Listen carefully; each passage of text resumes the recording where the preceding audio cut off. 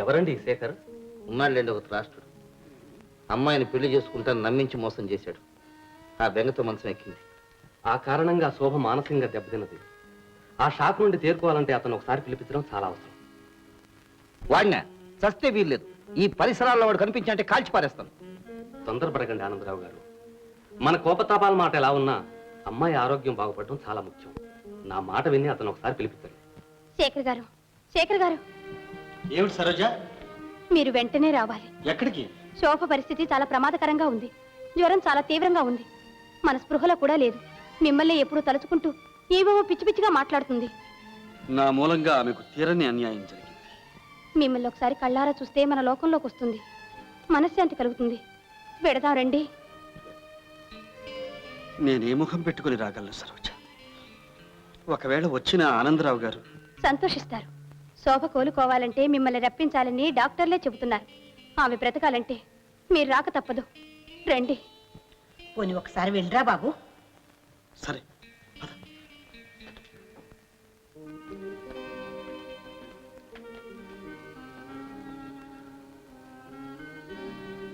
నమస్కారం అండి. శోభ, శేఖర్ గారు వచ్చారు. ఒకసారి చూడు. శోభ,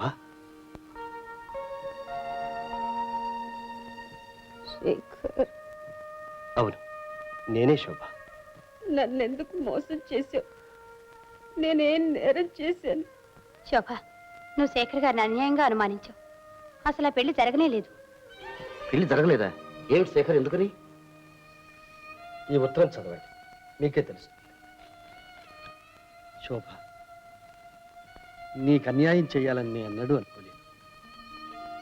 అన్ని విధాలా చితికిపోయిన మామయ్య కుటుంబాన్ని ఆదుకోవాలని ఆ పెళ్లికి అంగీకరించాను. పరిస్థితులు అర్థం చేసుకున్న రాధ తనకు తానే ఆహుతి. ఆ కష్టం భరించలేక మామయ్య కూడా వెంటనే కళ్ళు మూశాడు. చివరకు ఎవరికీ సహాయపడలేని అసహాయుడయ్యాడు. బాధపడకు శేఖర్, నేను సరిగ్గా అర్థం చేసుకోలేకపోయాను. శోభ, ఆనందరావు గారు, ఇంకా మీ అమ్మాయి ఆరోగ్యానికి ఏం పర్వాలేదు. ఆమెకు కావాల్సిన మందేదో దొరికింది. Good luck. Thank you doctor. Shekhar, మా అమ్మాయి కళ్ళల్లో నీళ్లు చూసి నాకు మర్చిపోయింది. ఆ కోపంలో నేను ఉద్యోగం నుంచి తీసేశాను. అవన్నీ మర్చిపోయి మళ్ళీ పనిలో చేద్దాం. Thank you sir.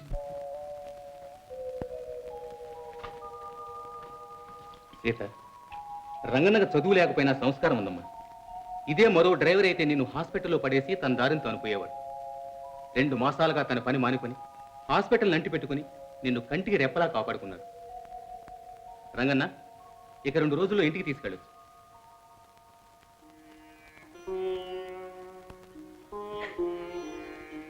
ఎందుకమ్మా ఏడుస్తావు? కాలు బాగైపోయిందిగా, ఇక హాయిగా ఇంటికి వెళ్ళొచ్చు. ఇంటిగా ఏ ముఖం పెట్టుకుని వెళ్ళను? అక్కడ నాకెవరున్నారని? అసలు నేను ఎందుకు బ్రతకాలి? ఎవరి కోసం బ్రతకాలి? నీకు కలగబోయే బిడ్డ కోసమైనా నువ్వు బతకాలమ్మా. బిడ్డ కోసమా? నాకు నా బిడ్డకు ఈ లోకంలో నిలవ నీడుంటుందా? అంత మాట నొద్దమ్మా. ఈ ముసలాడు బతికుండగా నీకే లోటు ఉండదు. నాతో పాటు నా ఇంట్లోనే ఉంటువు గాని. నాకు వెనక ముందు ఎవరూ లేరు. నీకు ఏ కష్టం కలగకుండా కన్న కూతురులా కాపాడుకుంటాను.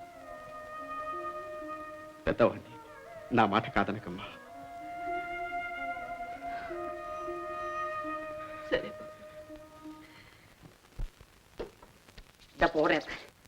ఎందుకులే మావా? ఏంటో మరి చెప్తుంటేనా వెనక్కి తిరిగా. మావా, అయ్యగారు నేను ఎన్నిసార్లు తన్నినా నీకు బుద్ధి రాదేంటి? ఏడిసినట్టుంది నీ తెలివి. బుద్ధి వస్తుందటే అసలు ఉండాలి కానీ. అయితే నీకు బుద్ధి లేదన్నమాట. ఉండేదేనే, నువ్వు రాకమునుపు. నువ్వు వచ్చిన తర్వాత అది నీకు ఇచ్చేసిందిగా.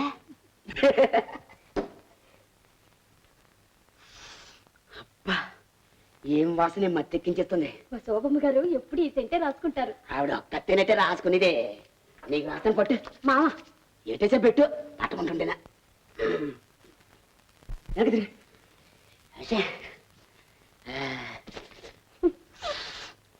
ఆహా, ఈ వాసన నీ ఒంటి మీద ఇట్టాగే ఉంటే ఎంతని నిన్ను ముద్దట. ఏయ్ మామ నాకు మాట ఇచ్చావు గుర్తుందా? ఏదో నవ్వులాట కన్నా లేదే, పెళ్ళి ఇదొక ఏం చెయ్యొద్దన్నావుగా. సరే ఇంకేమున్నాయి? అరే వాసన లచ్చి, నా తలకు కొంచెం రాయవే. అదే మరి నీ దగ్గర ఉన్న జబ్బు, ఇంతసేపు నేను రాయలేదేంటమ్మా? రాయవే. కూర్చో. తీసుకో.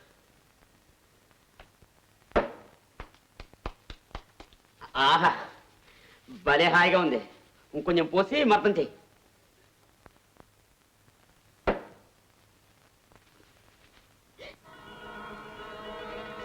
ఆహా ఆహా ఆహా. ఏంటే తెల్లగా నూనెలో కారిపోతుంది? ఇది నూనె కాదు మావా, అమ్మాయికి తలంటి వచ్చుకునే షాంపూ. ఆ శరీర ముఖమా, ఆ చేపలు నాకెందుకు రాసావే? అయ్యో ఇప్పుడు నేనేం చేయను, వాసన గుమ్మాయిస్తుంది.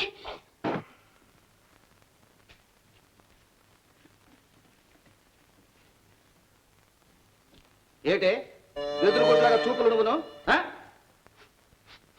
ఏమిటి వాసన? సెంటు రాసుకున్నావా? నేను వద్దనే కొద్దీ ఆడే రాశాడండి. కోటికడా ఎక్కడ వచ్చాడు? అడుగు. అక్కడ చూస్తున్నారా? రాబడికి ఏంట్రా కిరీటం? ఏంటా పులి వేషం? ఏంట్రా? నూనె అనుకొని షాంపూ రాసుకున్నాడండి. గదిలో చేరి నువ్వు సెంటు వాడు షాంపూ రాసుకున్నారా? ఇంట్లో ఎవరు లేకుండా చూసి షోకులు చేస్తున్నారా? బుద్ధి లేదట మీకు, బుద్ధి లేదట మీకు. ఇక నుంచి ఆ దొడ్లో పడి ఉండండి. ఇంట్లోకి వచ్చారా?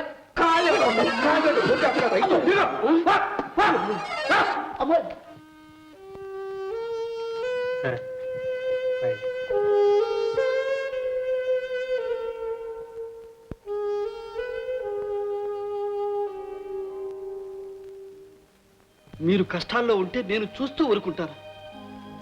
మామయ్య, మీకు నేను కన్నబిడ్డను కాకపోయినా మీరే నాకు తల్లిదండ్రులు. ఆస్తి పోయింది, అంతస్తు పోయింది, పరువు మర్యాద కూడా పోయి 10 మందిలో తల ఎత్తుకు తిరిగే యోగ్యత లేకుండా పోయింది. ఈ అవమానంతో నేను ఎలా బ్రతకను బాబు, ఎలా బ్రతకను?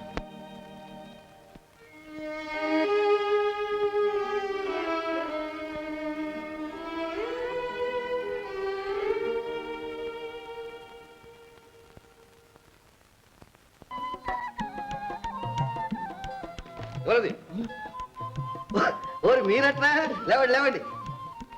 ఏమిటి అవతారాలు? ఏం లేదండి, మేమిద్దరం పెళ్లి చేసుకొచ్చేసాం. ఏమిట్రా మీ ధైర్యం? నాకు చెప్పకుండా పెళ్లి చేసుకుంటారా? ఇదే మా చెడ్డ తొందర పెట్టేసిందండి అయ్యగారు. దీవించండి అయ్యగారు. దీవులకేం గానీ ఇదిగో 100 రూపాయలు ఉంచుకోండి. ఎందుకులేండి అయ్యగారు? ఏరా పని మానేస్తారా? పెళ్లి ఖర్చులకి పై ఖర్చులకి శోభం గారు మాకెప్పుడో డబ్బిచ్చారు. ఏంటి మా సోఫా పెళ్లి ఖర్చులకు డబ్బిచ్చిందా? నాకు తెలుసు, పులిబిడ్డే.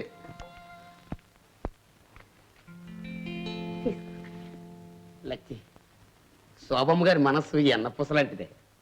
అయ్యగారు, ఏమే శోభమ్మ గారి పెళ్లి కూడా చేశారా? ఈ ఇల్లే కాదు, ఆ తల్లి మొహమే కళకళ్ళాడిపోద్ది. సరే మీరు వెళ్ళి దొడ్ల అవుట్ హౌస్ లో కాపురం పెట్టండి, వెళ్ళండి.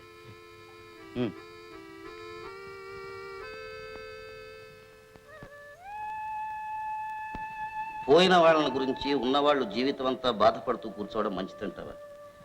జరిగింది మర్చిపోవాలి, జరగవలసిన దాని గురించి ఆలోచించాలి.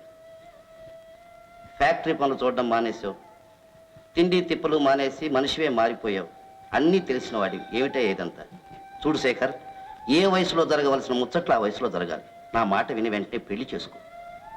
పోనీ మా శోభను పెళ్లి చేసుకోవడం ఇష్టం లేకపోతే ప్లెయిన్గా చెప్పేయి. అబ్బే అదేం కాదండి. బాబు శేఖర్, మా దురదృష్టం ఎన్నటికీ తీరేది కాదు. భగవంతుడు మాకు అలా రాసి పెట్టాడు. కనీసం నువ్వన్నా పెళ్లి చేసుకు సంతోషంగా ఉంటే అమ్మాయిని నిన్ను చూస్తూ నా దుఃఖాన్ని మర్చిపోతాను. పెద్దవారి మాట కాదనక బాబు. సరే మీ ఇష్టం.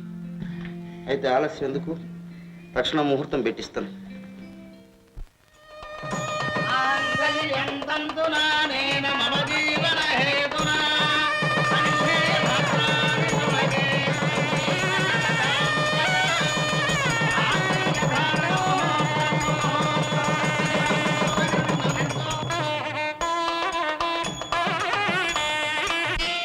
ఓ ఈయన కదా నమస్కారం వేసేయండి ముహూర్తానికి రాలేకపోయింది. రిసెప్షన్కి వచ్చారుగా.